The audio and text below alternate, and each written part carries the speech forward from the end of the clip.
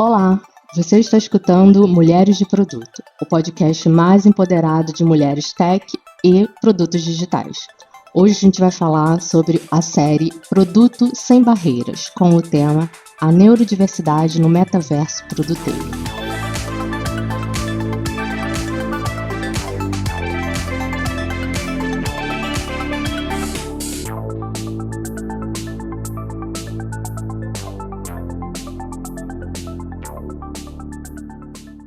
Neste episódio da série Produtos Sem Barreiras, no qual vamos dialogar sobre o tema diversidade e inclusão no universo de produtos, vamos focar no assunto neurodiversidade. Pessoal, cola o ouvido neste episódio porque agora eu vou te contar um segredo. O tópico diversidade é infinito. Por isso, se você não sabe o que significa neurodiversidade, faz aquela cara de costume e continua com a gente para aprender sobre o assunto. Como convidadas deste episódio, temos duas mulheres fabulosas, a Sandiara Pérez e a Janaína Moreira, para nos ajudar a explorar esse tema tão necessário nos dias de hoje. Meninas, por favor, se apresentem. Oi, tudo bem? Meu nome é Janaína Moreira, mas todo mundo me chama de Jana. Eu sou Accessibility Product Designer na Jusce Whirlpool. Estou feliz de estar aqui, é uma super honra estar ao lado de mulheres fantásticas e a gente vai trocar umas figurinhas aí sobre acessibilidade, diversidade, inclusão e o que mais tiver nesse bolo todo. Oi pessoas, tudo bom? Meu nome é Sandiara Pérez, mas podem me chamar de Sandy. Eu sou uma mulher cis, cigana, mestranda com ênfase em interação humano-computador na Unicamp e coordenadora de acessibilidade no PicPay. Sou amante de jogos, café e um pouco entusiasta em ciências sociais. E estou muito honrada em ter recebido esse convite e falar um pouquinho desse assunto que eu não sou um pouco viciada não, tá? Sou extremamente obcecada por falar de acessibilidade, diversidade, equidade e inclusão. É um prazer tê-las aqui. Já no início da conversa eu já estou aqui extasiada, porque acompanho a história das duas, então tenho certeza que vai ser uma conversa massa. Então vamos começar. Do início, claro, né? Vamos alinhar aqui o conhecimento de todos os nossos ouvintes. O que é diversidade e inclusão, na sua opinião, Sandy? Tá, eu quero iniciar falando que eu não gosto da famosa frase diversidade é convidar para festa e inclusão é chamar para dançar. E eu já vou explicar o porquê. Quando a gente fala de diversidade, é muito comum no mercado como um todo apenas se referenciar a ela a questões demográficas, né? Mas ela é muito mais que isso. A diversidade é a diversidade humana, de fato, é a pluralidade de indivíduos em termos culturais, em suas identidades e experiências. E se a gente for pegar outra palavra, a inclusão também está muito além de apenas chamar essas pessoas que historicamente foram excluídas de todos os ambientes devido à visão etnocentrista que a sociedade tem. Um ambiente inclusivo nada mais é que essas pessoas estão sendo esperadas, refletidas naquele ambiente acima de tudo e respeitadas. Então, voltando para aquela primeira fase, não que eu não goste dela, mas eu acho que ela é um pouquinho incompleta, né? Diversidade é, de fato, convidar para uma festa, né? Mas, além disso, a inclusão é tornar essa festa totalmente acessível para quaisquer pessoa, seja uma pessoa que gosta de dançar, uma pessoa que não gosta de dançar, uma pessoa que gosta de ficar naquele cantinho sentado, aquela pessoa que gosta de comer um pouquinho mais, e assim por diante. Tentei ser um pouquinho lúdica, então. Quando a gente usa, né, a ferramenta, né, de trazer para um ambiente, para o nosso dia a dia um conceito, isso nos ajuda a aproximar e também a normalizar algo que às vezes pode estar distante. A princípio, a gente precisa dar nome, a gente precisa entender os conceitos e quando a gente atribui um nome, já é um primeiro passo. Mas conceituar também envolve aprofundar. A gente precisa saber mais, a gente precisa entender melhor cada especificidade da realidade. Então, como primeiro passo é isso, conceituação. Jana, para você a próxima pergunta. Tecnologia, enquanto conceito de produto, seria o grande responsável pela entrega de acessibilidade de um produto digital? Na minha opinião, de forma nenhuma. Eu acho que até entra muito na questão de que você precisa de grandes investimentos, grandes tecnologias, né, para você entregar algo acessível, né, para os usuários, quando na verdade mudanças muito simples, né, que não há um custo real podem ser feitas, faz toda a diferença. Eu sempre bato na tecla que a acessibilidade, né, ela é diferente, não é que a gente não precise das diretrizes, não é que a gente não precise, né, de um parâmetro do que fazer. É importante, né, senão vira anarquia. Mas a acessibilidade ela é muito sobre pessoas. Eu acho que é a parte mais sobre pessoas que existe dentro da experiência do usuário. Sem esse olhar real, né, fundamental de que é o olhar humano e de que pequenas coisas fazem grandes avanços, eu acho que a coisa não vai para frente. Claro que existem grandes esperanças em relação, por exemplo, à inteligência artificial, a você implementar novos softwares, enfim, várias outras tecnologias que estão amplamente sendo desenvolvidas. E eu acho que sempre vai ser o ponto fundamental as pessoas que estão por trás desse desenvolvimento, o olhar, né, as sutilezas, é humano demais, é diverso demais para colocar tudo uma responsabilidade que a tecnologia, no fim das contas, é que vai entregar um bom produto acessível. Não. O entendimento do que pessoas precisam por pessoas é que vai entregar um bom produto no fim das contas. Aproveitando que você está trazendo esse ponto das pessoas, né, as pessoas que conduzem ideias, processos, interações, aprofunda, fala pra gente, explica pra gente essa importância de valorizar a diversidade quando a gente pensa em produto, né? As pessoas estão ali criando, construindo, revisitando. Então, imagino eu, quanto mais diverso a gente tiver esse grupo de pessoas ali envolvida nesse pensamento, maior é a nossa chance de ter produto mais inclusivo, um produto mais abrangente. Estou correta ou não? Não, está totalmente correta. Inclusive, a gente tem pesquisas mesmo, profundas e reais, que uma equipe diversa, ela te traz até 120% a mais de probabilidade de retorno, né, desse investimento. Uma equipe mais diversa, você cria um ambiente que não é padronizado, né, que eu brinco que é o cara branco que mora no Leblon ou qualquer outro lugar abastado desse país, né? Então, quando você entra nessa perspectiva de pessoas LGBTQIA+, pessoas pretas, pessoas com deficiência, você entende que há um mundo todo lá fora. Porque inconscientemente a gente tende a reproduzir aquilo que a gente conhece, aquilo que a gente vive. Equipes mais diversas naturalmente geram um atrito, que eu acho que é um atrito positivo, que é a colisão inerente de mundos. Então isso traz margens, leques de variedade para o teu produto. Então, eu acho assim, não só acho, né, mas a gente está apoiado aí por pesquisas que equipes diversas trazem muito mais insights e trazem muito mais dinheiro. Olha, Gi, eu concordo e assino embaixo em tudo que a Jana falou, e a gente pode estressar até para ir um pouquinho a mais, pensando muito no nosso cenário atual de trabalho, né? O que o pessoal chama aí de mundo VUCA, a volatilidade, a incerteza, a complexidade, a ambiguidade que ronda aí o nosso dia a dia. Nesse pós ou durante a pandemia, né, essas incertezas de um trabalho presencial, um trabalho remoto, as empresas passaram por N dificuldades, né? A gente está passando aí por um surto de demissões em massa, mas ao mesmo tempo a dificuldade que se tem para preencher quadro de pessoas em tecnologia, design. Mas eu penso, poxa, a gente tem tantas pessoas hoje, se a gente trouxer essas pessoas para as nossas áreas, né? Então, diversidade e inclusão, a gente tem um ponto muito forte que a gente vai conseguir atrair mais talentos para essas áreas, mas a gente também tem outro lado. Uma empresa que não tem diversidade e inclusão, vai ser difícil chegar nessas pessoas. Até falando a mais de pesquisa, tem outras pesquisas que mostram as gerações mais atuais, né, os millennials, por exemplo, já perguntam em relação à diversidade e inclusão na empresa. Se tem alguma política de DI, por exemplo, como funciona. E já saíram até algumas das gerações mais atuais, por exemplo, que diversidade e inclusão é um critério para poder decidir se vai entrar naquela empresa ou não, principalmente. Priorizando o quê? Claramente o bem-estar dessa pessoa, a sua saúde mental, né?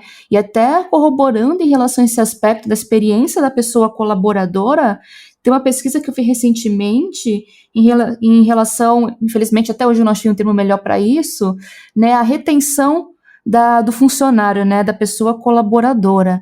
Empresas que possuem ambientes diversos e inclusivos tendem a ter pessoas colaboradoras a longo prazo, que é hoje, acho que o maior desafio na área de tecnologia, na perspectiva de pessoas que trabalham na área de pessoas e cultura.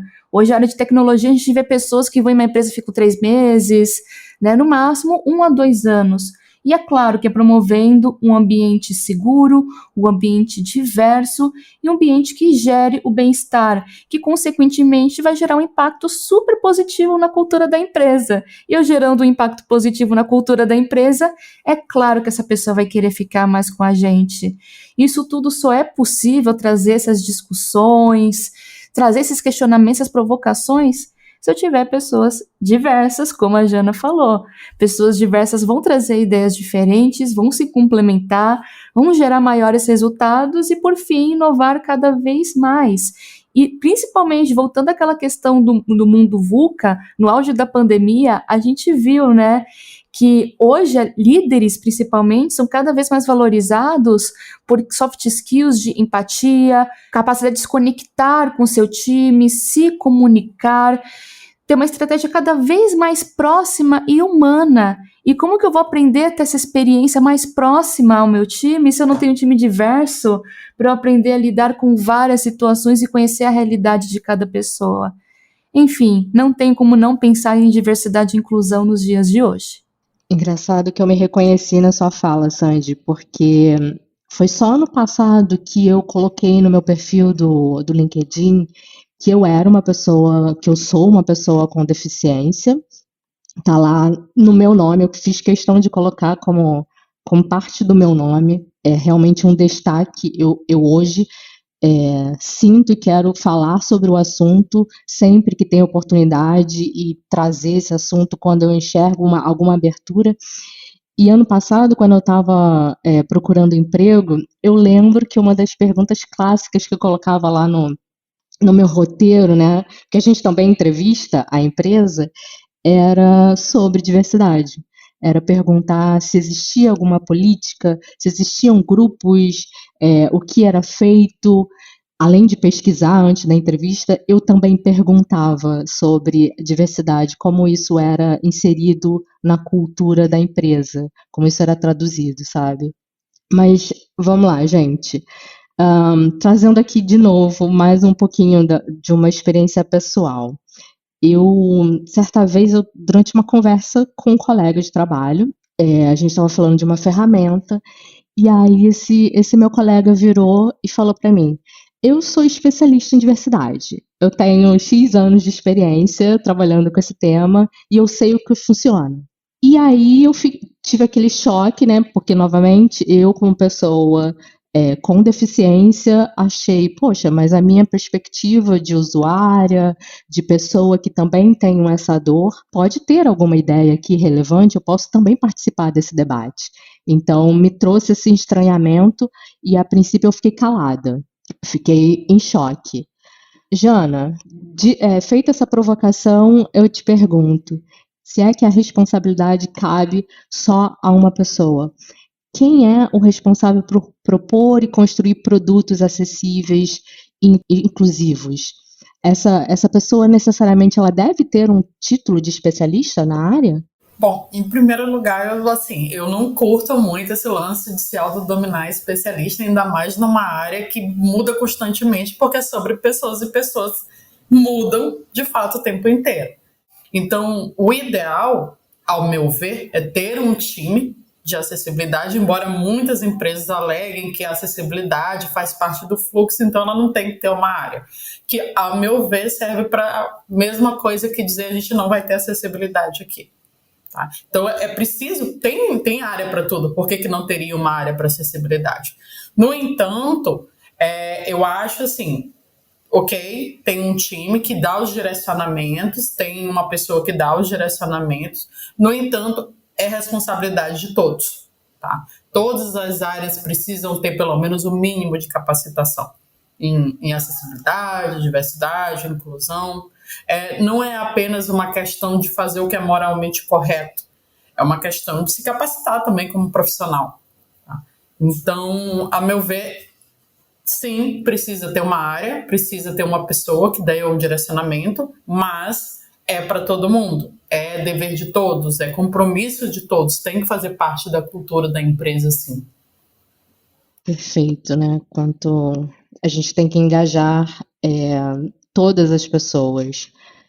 Mas eu sei que a Sandy não gosta desse termo, todas as pessoas. Fica para depois. Jana, você novamente. O que caracteriza neurodiversidade? A neurodiversidade nada mais é, pelo entendimento de Janaína, que a gente funciona numa frequência diferente das outras pessoas, né? Pessoas disléxicas, pessoas com TDAH.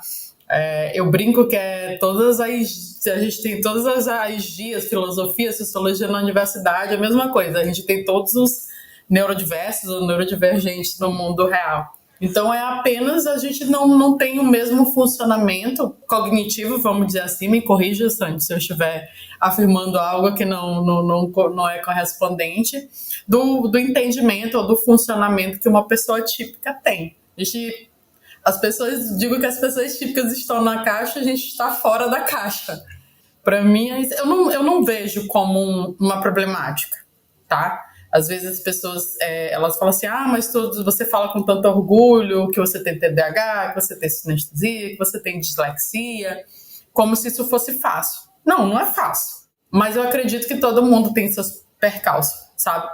De uma maneira ou de outra. Quem não é neurodiverso tem outras problemáticas. Claro que pode. Deus é complemente maravilhosa. Gente, vocês não estão vendo como ela tá linda. Amo demais. Ai, gente, socorro. Tô só o pó aqui depois da yoga que eu fiz hoje. Vou trazer um pouquinho a visão acadêmica, que eu sou muito fã. Mas eu gosto de tentar deixá-la um pouquinho mais lúdica. A primeira vez que a gente ouve o termo neurodiversidade é através das pesquisas da Judy Singer. Mas eu gosto de trazer uma outra visão quando a gente fala de neurotipicidade, né? A pessoa neurotípica.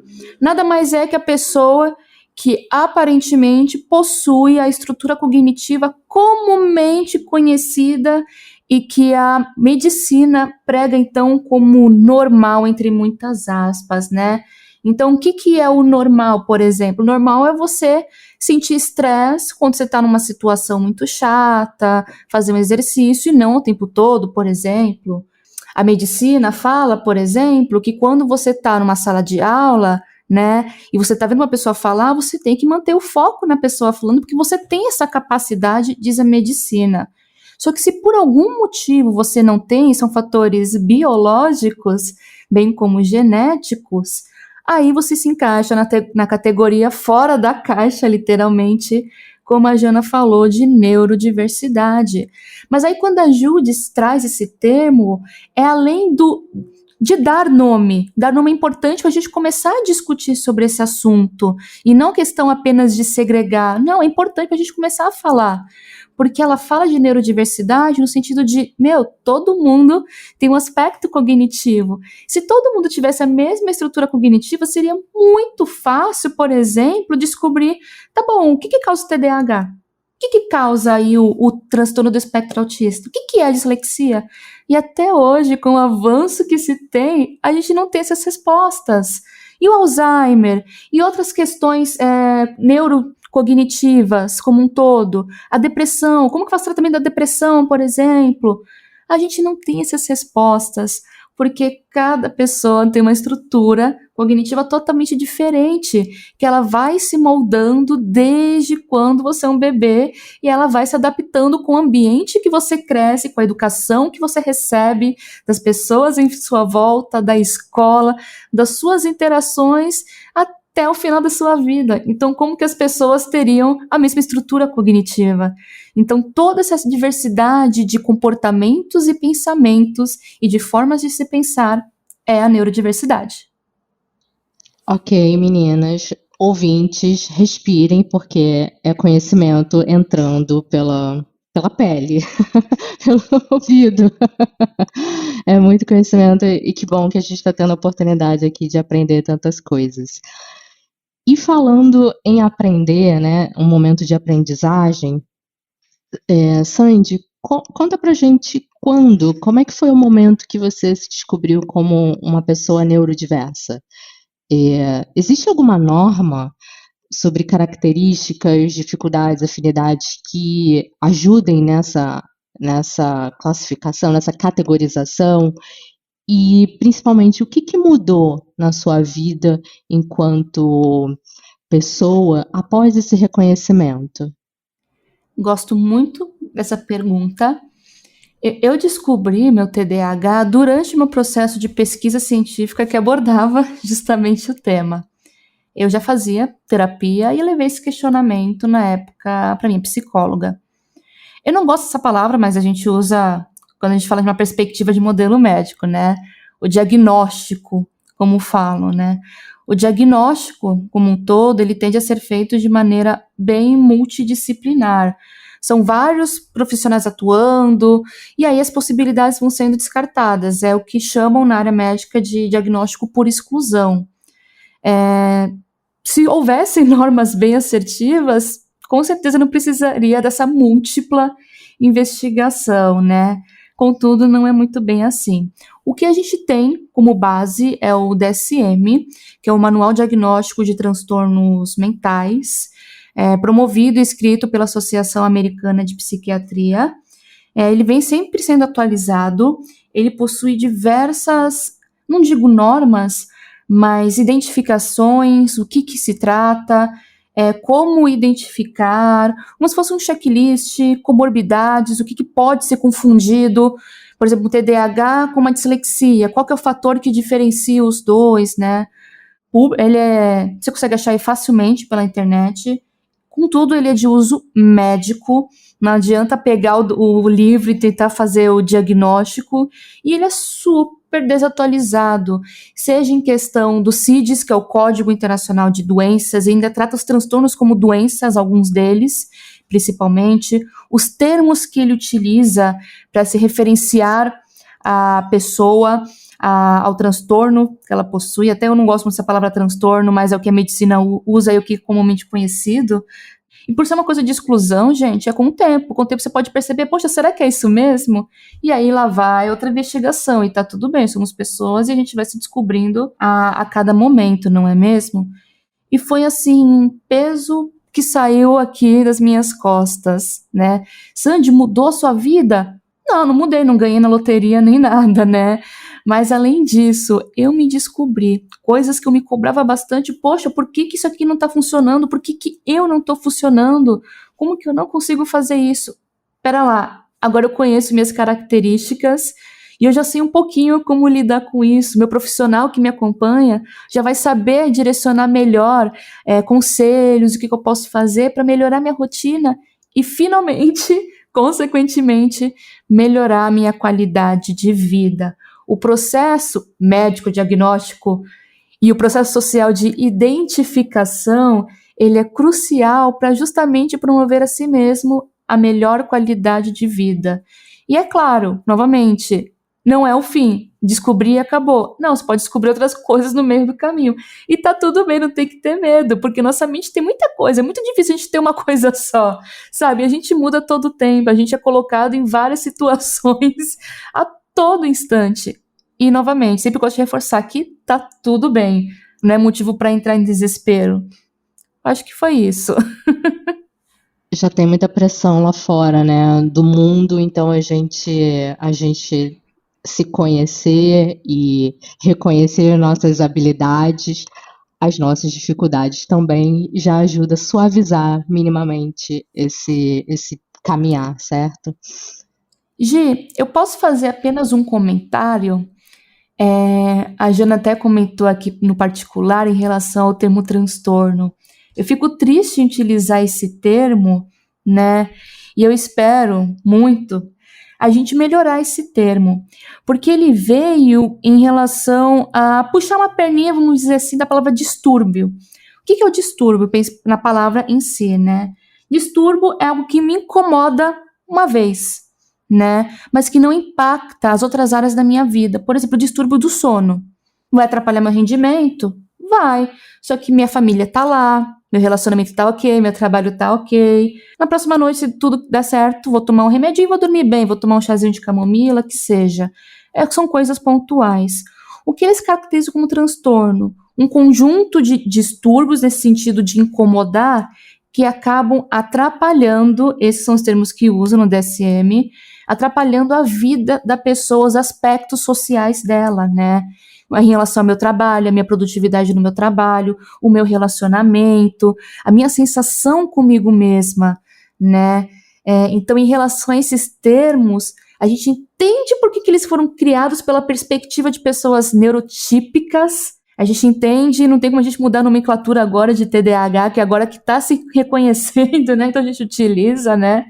Mas a gente espera que no futuro breve, com as pesquisas das pessoas dessas áreas, a importância da academia nesse quesito, possam surgir mais e mais sugestões e estudos para a gente chegar em termos melhores e confortáveis para quando você não receber o seu diagnóstico, vamos dizer assim, não seja uma coisa ruim, não é um transtorno, é uma característica sua.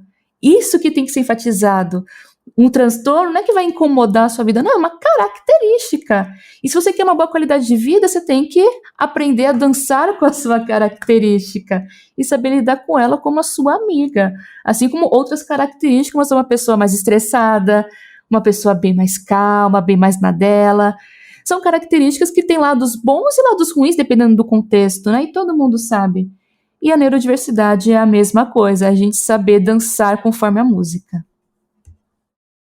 Só fazer um pequeno complemento, na verdade são transtornos, né, entre aspas, pra gente, porque na verdade não é nem pra gente em si, é um transtorno porque foge ao padrão da maioria, é apenas isso, porque pra gente é normal, tá tudo ok. Eu vi um comentário no LinkedIn de outras pessoas que eram neurodiversas ou neurodivergentes, e elas comentando que a gente, quando tá com outras pessoas neurodiversas, é muito mais tranquilo, é muito menos cansativo, a gente não tem que ficar pisando em ovos, pensando no que a gente vai dizer, ou desacelerar o nosso pensamento para fazer a pessoa que não é neurodiversa a acompanhar, porque eu pelo menos desacelero muito meu pensamento, é como se eu tivesse o tempo todo, vamos dizer, tendo que passar para outro idioma o meu pensamento, entendeu? Eu tenho que estar desacelerando o meu ritmo, eu estou a 1000 por hora e a pessoa vem ali, né, devagarzinho, num passinho, e aí isso é um desgaste mental muito grande para mim. Eu sofro desgaste, mas eu que sou recriminada, eu que sou vista como diferente, como errada, como estranha, sabe? Então, assim, é muito louco essa invertida que a gente tem, né? De que eu tenho que desacelerar para o resto do mundo acompanhar. Sou eu que sou o problema de fato? Ou é o mundo que não consegue me acompanhar? E isso é um problema de fato? Ou a gente pode conviver todo mundo junto, cada um no seu próprio ritmo e tá tudo bem? Quando você para começar a destrinchar, você para começar a analisar, você vê que com o olhar do outro seria muito fácil para pessoas que estão em hiperfoco. Eu consigo tranquilamente entregar um trabalho de 6 meses num dia. De eu olhar para o meu colega e tipo, por que você não consegue?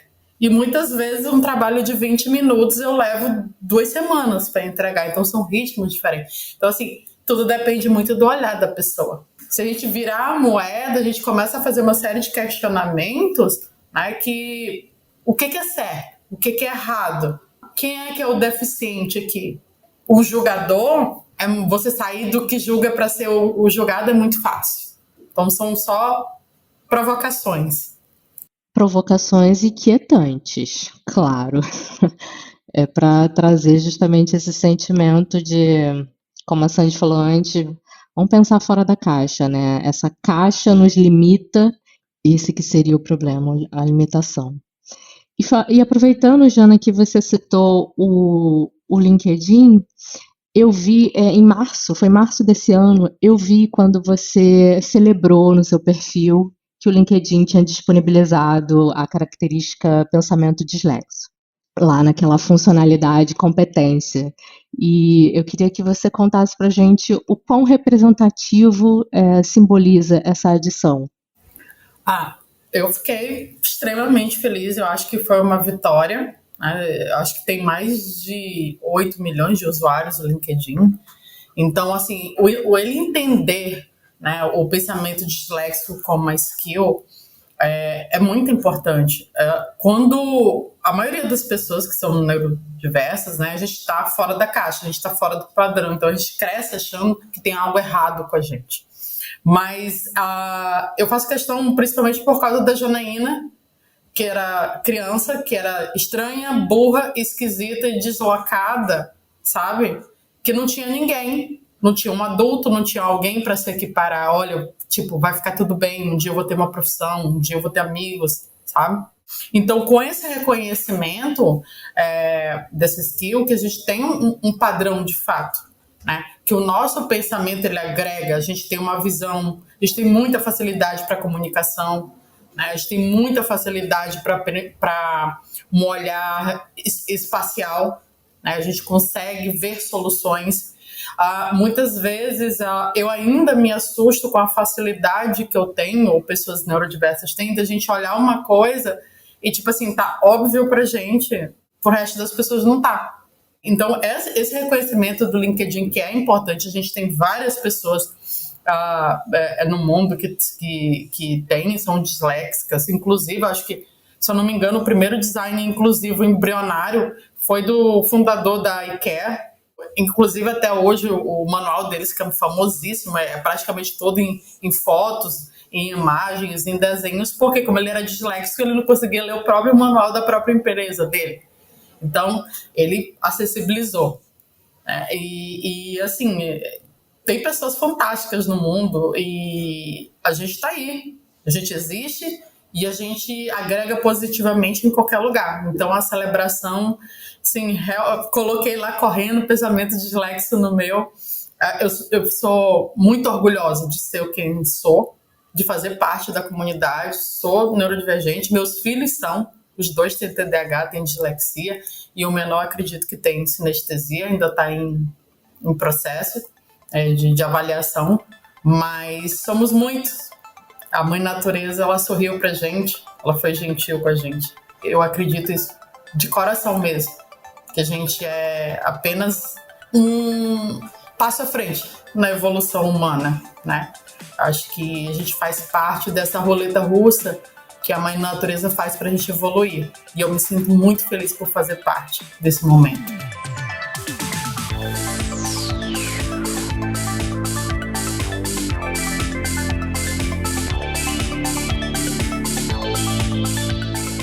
Nós fazemos parte da comunidade Mulheres de Produto, a maior comunidade de produtos para mulheres do Brasil. Para envio de sugestões, pauta que você gostaria de ouvir neste podcast, críticas que nos ajude a melhorar, é só mandar uma DM no Instagram ou, se preferir, um e-mail, podcast@mulheresdeproduto.com.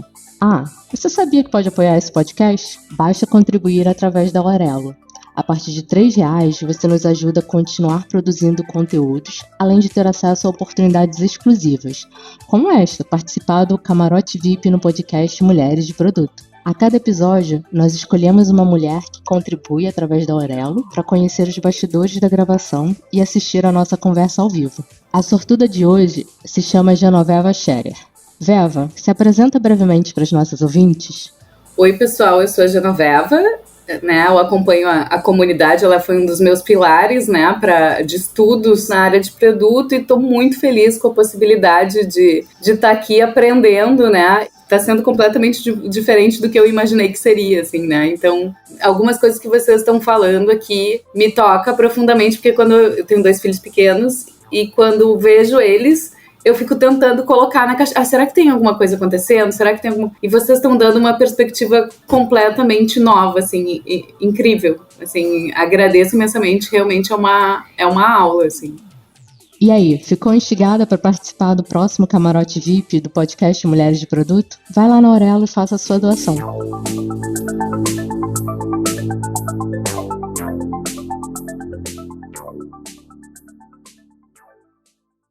Capacitismo. Mulherada ouvinte, vocês sabem o que quer dizer capacitismo? Assumindo que nem todas conhecem o significado deste termo, eu vou conceituar para vocês. Capacitismo consiste na discriminação e o preconceito social contra pessoas com alguma deficiência, seja físico, motora, visual, auditiva, intelectual, de aprendizagem, colostomia, entre diversas outras, denominando pessoas normais aquelas que não possuem qualquer deficiência. Ok, todo mundo na mesma página. Pensando no cenário de produto, seja home office ou presencial, como é que vocês se sentem sobre as interações realizadas no time? A gente tem dinâmica quebra-gelo, dinâmica verdade ou mentira, 1 milhão de dinâmicas, né? As cerimônias de agilidade, as reuniões que são 1 a 1, né? Ou one-on-one, os PDIs. Sandy, qual é a sua opinião sobre isso, por favor? Olha, vou começar sendo curta e grossa, tá? No geral, acho tudo um pé no saco. Essa é a real, vou ser muito sincera. Vou falar minha perspectiva primeiramente como líder gestora, tá? Não gosto de one-on-one recorrente. Eu sinto que gera um sentimento de autocobrança excessiva. Sempre daqui a 1 semana eu tenho que falar que eu entreguei alguma coisa. E nesse sentido, eu acho que você acaba prejudicando o bem-estar da pessoa, mais do que ajudando.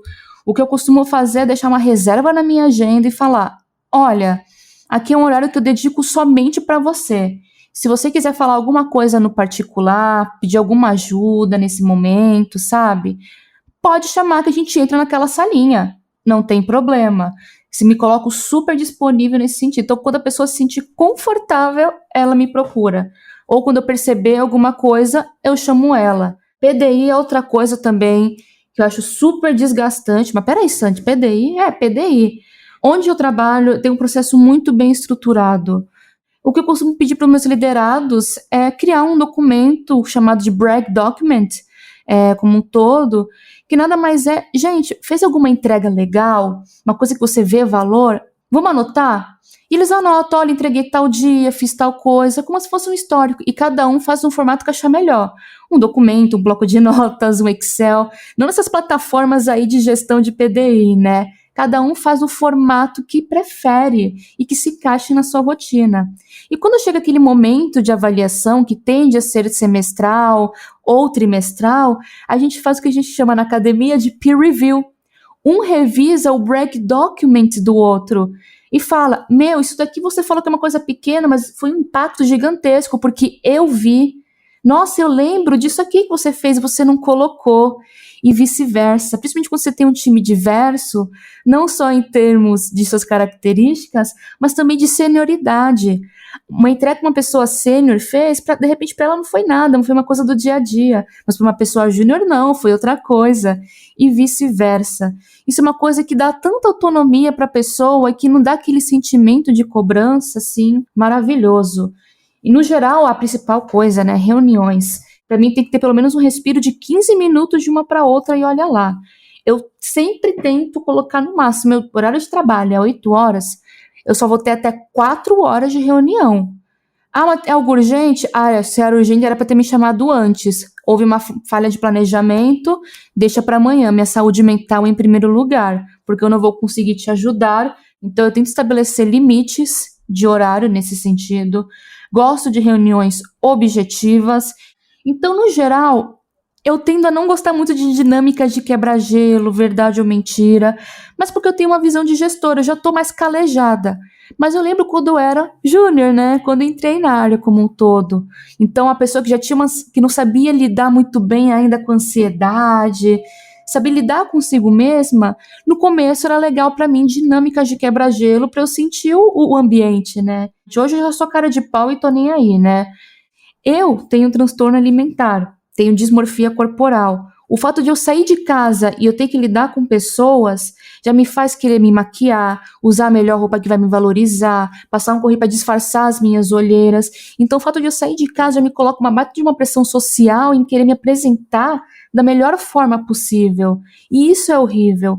Só que no home office não, eu tô no meu ambiente seguro. O máximo que eu vou ter que fazer, se eu quiser, e eu tô trabalhando nisso, é me maquiar, uma coisinha ou outra, e colocar uma roupa da cintura pra cima, né? Uma roupa mais confortável. E tá tudo bem. O home office proporcionou isso. Quando eu tô com uma crise, desligo tudo, eu vou pro meu quarto. Eu consegui criar um escritóriozinho e separar, né, meu ambiente de descanso e meu ambiente de trabalho, graças a Deus. Posso pegar, jogar um videogamezinho, voltar. Então me permitiu ter essa volatilidade. E no geral, dica como eu dou como gestora, é fazer o que o time está confortável e deixar esse espaço aberto. Tá percebendo que a galera não gosta de reunião? Cara, vai fazer reunião por quê, então? Vamos estudar outros formatos, vamos fazer uma coisa assíncrona, uma coisa por texto, se o pessoal gostar, uma colaboração mais individual, o que seja. Eu acho que essa é a graça, não? E eu acho que até reforçando o manifesto ágil, a gente tem que se adaptar às pessoas e não adaptar as pessoas à metodologia e aplicar algo engessado, sabe? E isso não vai só do formato, em relação a vamos sair de uma plataforma para outra. Não, isso vai de metodologia de trabalho, de dia de trabalho, formato de trabalho também. No geral, acho que esses são os pontos que eu tenho a contribuir. E você, Jana, você se sente confortável ou esse desconforto também bate aí na sua porta? Olha, não é nem desconforto, não. É na força do ódio mesmo. Sendo bem real. Eu odeio com toda a profundidade da minha existência. Odeio as reuniões desnecessárias, né? O famoso poderia ter sido um e-mail ou um chatzinho bem aqui. Acho que é uma perda de tempo tremenda. E as maiorias das dinâmicas e tudo mais, pelo menos para mim, que já é complicado, porque eu sou disléxica. Então, eu faço inúmeras gambiarras para me poder ler. Aí tem meio mundo de mouse, meio mundo de post-it colorido, meio mundo de letras de tudo quanto é tamanho, um monte de gif, um monte de coisa ao mesmo tempo, parece uma salada mista, eu me sinto no show da Xuxa, tudo ao mesmo tempo, rolando ali. Acaba que gera um desconforto desnecessário, sabe? Ainda bem que, assim, várias pessoas do meu time, sem eu pedir, elas, né, acabam que internalizaram boas práticas, elas mesmas já colocam os post-its tudo na mesma cor, ou então no máximo 2 cores, com a letra do mesmo tamanho, evitam estar mexendo no chat o tempo todo, batendo aqueles papos, né, aleatórios, porque aquilo fica subindo o tempo todo e acaba que eu perco o foco do que eu preciso, prestar atenção. Mas, de maneira geral, eu acho que é muita forçação de barra, muitas vezes. Por mais, mas as pessoas são extrovertidas. Eu sou extremamente extrovertida, mas ao mesmo tempo eu sou muito tímida. Tem coisas que eu não quero compartilhar, eu não tô afim, sabe? Ainda mais no ambiente de trabalho. E acaba que te força, te empurra para uma situação que você, se você não compartilhar, se você não fizer... Eu relaciono muito com o amigo invisível do fim do ano. Se você não participa, você parece aquela pessoa antipática que não quer fazer parte da brincadeira. Aí você se sente forçado a isso. Então, dinâmica, essas coisas, ela entra muito nessa perspectiva. Não que não seja válido, só que eu acho que não o tempo todo, como a gente está vivendo. Eu olhei um meme outro dia falando assim, vamos ter mais uma videochamada falando de saúde mental. Eu não tenho mais saúde mental para ouvir falar de saúde mental, sabe? Então, assim, é uma avalanche de coisas ao mesmo tempo. A gente já passa o dia na frente do computador com inúmeras reuniões, inúmeras dinâmicas, inúmeras não sei o quê sobre saúde mental. Menos, gente, menos é mais. Vamos começar a ser mais prático, mais objetivo, sabe? Sim, é importante relações entre o time, ainda mais que a gente está em home office. Eu estou aqui no Maranhão, a maioria está em São Paulo, Rio, etc. Mas acho que a gente está, assim, virando uma avalanche de coisas que estressa mais do que ajuda. Essa é a minha opinião. A Sandy criou o projeto Orcel, o qual é um guia para a construção de produtos digitais inclusivos para pessoas com TDAH, dislexia, descalculia e desortografia. Explica pra gente, Sandy, como é que surgiu esse projeto, como é que funciona a proposta do Orcel? Então, o Orcel ele surgiu como um trabalho de conclusão de curso, na verdade. Foi meu TCC na minha graduação de Análise e Desenvolvimento de Sistemas do Instituto Federal de São Paulo. O objetivo do Orcel como um todo, você pode acessar com o link orcel.wiki.br, é de fato promover um conjunto de recomendações de design, de conteúdo, para que quaisquer pessoas possam entender melhor como desenvolver conteúdos digitais acessíveis, que sendo mais adequados às necessidades de pessoas com TDAH, descalculia e desortografia. Essa categoria que é comumente conhecida também como transtornos específicos de aprendizagem, né, ou distúrbios da aprendizagem, como algumas pessoas conhecem, né, como falam por aí. O projeto ele foi feito com a extração de algumas recomendações escritas por profissionais e acadêmicos na área de acessibilidade digital e experiência do usuário como um todo, e, no geral, foram selecionadas recomendações que não conflitassem ou contradissessem a WCAG 2.1, nesse caso, de modo que essas orientações não prejudiquem também outros grupos de usuários, que são recomendações que vejam a complementar diretrizes também de design e conteúdo voltadas para acessibilidade. Após a seleção dessas orientações e boas práticas na academia, esses itens foram agrupados de acordo com as etapas no processo de leitura, segundo uma visão psicolinguística, que é a decodificação, que é quando eu estou identificando os caracteres, vamos dizer assim, a compreensão, quando eu leio, eu sei o sentido da frase, a interpretação, fazendo uma relação quando a gente é criança, quando a gente pede para a criança ler, ela conseguiu ler, mas ela não entendeu o significado do que ela leu, e a retenção, se ela absorveu aquilo que ela leu, o significado da sua leitura. E com a normalização, então a gente começou lá com 59, na verdade, 59 orientações, e aí normalizando, porque a gente via que muitas se repetiam, então quanto mais se repete, então a gente sabe que mais verdadeira aquela recomendação é, mais aplicável ela é, e no fim a gente acabou aí com 16 recomendações, contemplando aspectos do TDAH, da dislexia, da descalculia e da desortografia. Importante falar que meados de abril de 2021, iniciou-se o grupo de trabalho da W3C com foco em aspectos de aprendizagem, que é o COLGA, e que eles estavam começando a fazer um trabalho, já tem alguns esboços, inclusive, de boas práticas visando esses aspectos. E eu gosto de reforçar que o Orcel, na verdade, veio antes mesmo do trabalho do COLGA. Ele surgiu em meados de 2020 e foi apresentado de maneira como um todo, para todo o público, em janeiro de 2021. Eu lembro até uma frase muito emblemática para mim da Lívia Gabos, outra referência na área, que ela sente que foi o primeiro conhecimento, a primeira diretriz de fato consolidada, pensando nesses aspectos, e que não veio da W3C, muito pelo contrário, a W3C veio com esse grupo de trabalho um pouco depois. Então, mais uma do Brasil aí, vamos pensar por esse lado. Então, se você quiser conhecer um pouquinho mais desses aspectos, é um guia bem visual, com as referências, inclusive, tento sempre mostrar exemplos com imagens, com legendas para auxiliar no entendimento daquela imagem, as referências na qual eu pude extrair originalmente aquela recomendação. Então, se quiser ler o artigo completo, também disponibilizo os artigos completos para você ler. É só acessar orcel.wiki.br. Fonte de conhecimento pioneira. Registrado, gente?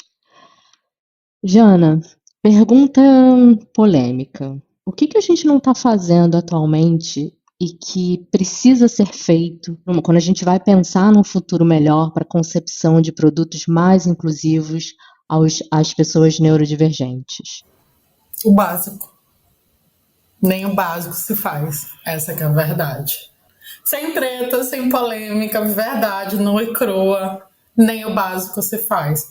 Primeiro que não se pensa. É muito difícil você encontrar um produto realmente pensado para pessoas neurodiversas.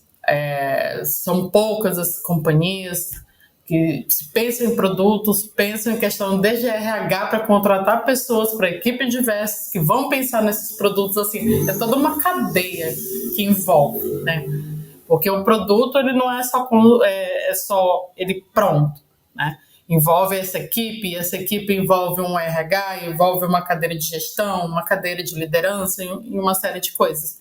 Então, infelizmente, nenhum básico, não dá para dizer nem que a gente está engatinhando, na minha opinião.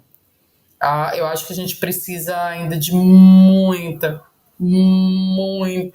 conscientização, muito entendimento real, sabe? As pessoas, a maioria das vezes, elas não têm ideia do que é uma pessoa neurodiversa. Elas têm muito a visão da pessoa autista, do anjo azul, que eu odeio até o fundo da minha existência essa expressão. Elas têm muito aquela ideia o autista num canto que não se comunica, que é aquela pessoa difícil. Então, assim, há uma série de preconceitos e mitos e há tanto caminho, há tanto mato para ser capinado que eu não sei nem por onde é que eu começo a capinar, essa que é a verdade. Mas tudo começa de algum lugar. Então, eu acho que só a gente estar aqui falando já é um ponto positivo. Obviamente que no mar de problemas que existem para a comunidade, tem muito mais coisas sérias, muito mais agravantes, mas a gente tem que começar de algum lugar, sabe? Então, não adianta pensar em produtos acessíveis se as pessoas não têm noção do que seria, quem são essas pessoas, quem é essa comunidade, quais são as sutilezas dessas pessoas, quais são as necessidades reais e não o que ela acha que é. E a gente está muito vivendo hoje dentro da acessibilidade o achismo. Eu acho que é. Porque a WCAG disse que tem que ser tal coisa. Peraí, vamos com calma. Ok? As diretrizes são necessárias, mas cada caso é um caso, cada contexto é um contexto. Tá? E assim, é muito mais profundo e é muito mais cheio de nuances a acessibilidade e, consequentemente, os produtos para essas pessoas, né, do que as pessoas imaginam. Hoje há muita superficialidade. É apenas diretrizes e tem que fazer coisas X. E não pode estar engessado. Então, as pessoas não... volto a dizer, como é que você vai fazer produtos acessíveis se você não sabe... Quando você pergunta para as pessoas, quem é a comunidade? Aí a pessoa diz, cego, surdo e cadeirante. Morreu nisso. Mas quem mais? Aí tu vê a ampulheta rodando assim na cabeça da pessoa, né? Ela, tipo assim, o que tá falando? Então, há uma existência muito maior. Então, não adianta. Você vai fazer 1000 produtos acessíveis que vai dar ruim. Porque você não sabe para quem você está fazendo, de fato. Você supõe. Enquanto a gente viver nessa suposição e não haver realmente um conhecimento, a gente não vai para frente. Quero só complementar jogando apenas o fogo no parquinho que a Jana já começou o fogo. E eu adoro esse assunto. Quando a gente fala da WCAG, diretrizes como um todo, elas são para recomendar, para orientar. A própria WCAG fala, ela está ali para orientar, para viabilizar até o momento testes, vamos dizer assim, produtos digitais pensando em acessibilidade. Mas aí que vem o ponto, né? Então a gente estuda as pessoas envolvidas para a construção da WCAG, né? Não estou falando que elas estão erradas, não, são especialistas que a gente admira bastante na área de acessibilidade como um todo, mas eu sempre gosto de trazer um ponto sobre a perspectiva nossa, a gente mora numa perspectiva brasileira, né? Enquanto lá fora, por exemplo, é muito fácil conseguir o Mac, aqui a gente está com Windows e olha lá, né? Às vezes nem é original. Aqui no Brasil, hoje, nós temos pessoas passando fome. A gente tem pessoas que estão saindo de empregos formais e indo para empregos autônomos, trabalhando como entregadores, trabalhando como Uber, ou a famosa frase, o engenheiro virou Uber, não é mesmo? A realidade socioeconômica brasileira, tão como a realidade demográfica, é completamente diferente. Isso que eu não vou nem entrar nos aspectos culturais, que é a riqueza do Brasil. Então, a WCAG, diretrizes como todo, serve para orientar, né? Você não conhece do assunto, às vezes você não tem as pessoas para poder validar, às vezes você quer só ter um norteador e já sair com boas práticas, ela serve para isso, para te orientar. Mas quem vai bater o martelo, vamos dizer assim, opa, gostei, vou utilizar mais, nunca vai ser você. Na verdade, nunca vai ser a gente que está aqui no backstage. Vai ser sempre o cliente, a pessoa, a usuária. E ela vai determinar se realmente não houve quaisquer barreiras de interação com o seu produto. Mais uma para aprendizado, tá, galera? Para todo mundo que está aí ouvindo, mais essa para a gente aprender. Pessoal, estamos encerrando esse episódio, apesar da conversa estar aqui fluindo, empolgada, estamos todos empolgados. Eu, a entusiasta aqui, aprendendo horrores, né? Meninas, por favor, tragam as últimas considerações e também compartilhem as redes sociais de vocês. Sandy, você primeiro. Bom, eu só tenho a agradecer pelo convite, foi um papo maravilhoso. Sempre que falar do assunto, eu sempre aceito, não tem como recusar. Agora, além disso, estar ao lado de mulheres tão incríveis, é a receita para o negócio certo, viu? Então eu só tenho a agradecer, foi muito legal, espero que de fato o pouco que a gente conversou aqui tenha instigado a mulherada aí ouvinte a querer se aprofundar mais do assunto e levar agora a acessibilidade não apenas como um plus, um diferencial, mas como algo essencial. Como a gente fala na área de produtos, né? Acessibilidade é um critério de DOR, assim como é um critério de DOD, né? Um definition of ready, definition of done. Se eu não pensei em acessibilidade naquele produto, nem vou desenvolver. E se eu nem implementei recursos que vão viabilizar a interação com o meu produto na visibilidade, na visão de todas as pessoas, nem vou botar na loja, nem vou botar para rodar, tá? E no mais, eu quero encerrar a minha fala dizendo que todos nós somos ignorantes em relação à diversidade, equidade e inclusão. Todos nós ignoramos e não nos importamos com o assunto. Calma aí, Sandy, como assim? Por quê? Porque a gente é ignorante. A gente não se importa porque a gente não conhece. Eu costumo dizer que eu sou muito simpática com a pessoa que eu vejo que ela falou uma coisa capacitista às vezes, que ela não pensou, foi no exemplo que a Jana deu, né, do surdo, cego cadeirante. Quando eu percebo que ela cresceu, de repente, no mundo, que ela nunca teve contato com uma criança com deficiência quando era criança, que quando ela olhava a mãe, por exemplo, no meu caso, falava, olha pro lado, não fique encarando, é feio, não olha, é estranho, só porque é diferente do comum na visão da mãe, e assim por diante. Se a gente nunca teve contato com diversidade, como que a gente vai aprender, então, a incluir essas pessoas no nosso dia a dia, no processo, e incluí-las no produto na qual utilizamos? Então eu falo, se você está nessa categoria até aqui, até o final desse podcast, tudo bem você não ligar para acessibilidade porque você não conhecia, mas a partir de agora você tem a responsabilidade de levar isso, que agora que a gente conhece e um pouquinho mais do assunto, entende como ele funciona, aí a gente ignorar vai ser agora uma questão não de fato, ignorância, de desconhecimento, mas agora vai ser por opção, e aí não vai ser uma coisa muito legal. E assim, quem quiser conversar comigo, trocar uma ideia, tomar um café se quiser, é só acessar meu site sandiaraperes.com.br. Lá eu deixo minhas redes sociais, tais como LinkedIn, e-mail, listo um pouco dos meus projetos, assim como o Orcel, então se você quiser acessar ele também por lá, sinta-se à vontade, assim como também todas as minhas contribuições acadêmicas e outras pesquisas que eu também fiz na área de acessibilidade digital, mas também na área de inclusão feminina na tecnologia. Muito obrigada. Não, eu tava parada aqui pensando, depois dessa fala, numa deusa dessa, eu vou dizer o quê, gente? Preciso falar mais nada, a pessoa é perfeita, né? Uma pessoa, gente, assim, tem pessoas que eu admiro profundamente, essa é uma delas, assim, como profissional, como pessoa. Então, fico muito honrada de ser convidada para participar, né, aqui com todos vocês.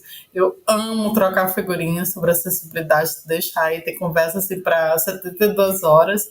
E espero que com esse pequeno vislumbre, né, nessa conversa maravilhosa que a gente tem, as pessoas tenham uma ideia real, né, do que é a acessibilidade, da profundidade que a acessibilidade, diversidade e inclusão traz para a vida das pessoas, o quanto é importante para as pessoas, o quanto faz diferença de fato, né? Você ter um produto acessível, você poder vivenciar algo, porque a gente, assim, somos usuários como qualquer outro. A gente tem dinheiro, a gente tem desejo, a gente tem vontade. Então, a gente quer ser atendido e usufruir de produtos como qualquer outra pessoa. Então, agradeço mais uma vez a oportunidade desse bate-papo. E se alguém quiser falar comigo, é só lá no LinkedIn, Janaína Moreira, a gente troca figurinha e tá super tranquilo, assim. Meninas, eu agradeço demais vocês aceitarem esse convite para participar desse episódio. É um episódio muito importante e necessário. O tema diversidade e inclusão precisa deixar de ser desconhecido, como a Sandy falou, e fazer parte do nosso cotidiano. E essa série Produtos Sem Barreiras nasce com esse propósito de ser mais um espaço para dialogar sobre diversidade e inclusão. Hoje a gente tratou do tema neurodiversidade em produto. E você, ouvinte, curtiu a conversa de hoje? Então, que tal continuar a discussão no nosso Slack ou nas redes sociais de Mulheres de Produto? Muito obrigada por estarem com a gente e até o próximo episódio.